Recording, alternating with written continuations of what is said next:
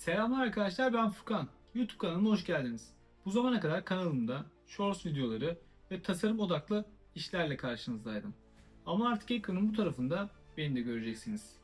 YouTube'a içerik üretmeyi düşünürken hep bir eksiğim vardı ve bunlardan ilk önce gelen ise mikrofondu. Ben mikrofon seçeneğimi Saramonic Blink 500 B2 Plus modelinden yana kullandım. Gelin birlikte bize neler vaat ettiğini hep birlikte kendimiz açıp kendimiz bakalım.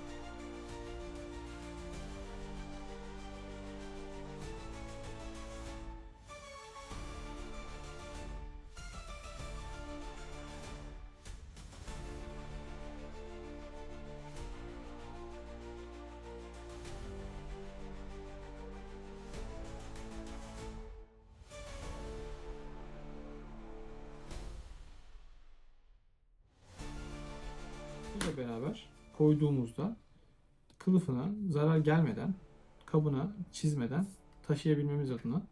Ama bana gelen saklama kabında, kılıfında böyle bir özellik yok. Hepsini aynı kılıfın içerisine rol olarak kullanacağız.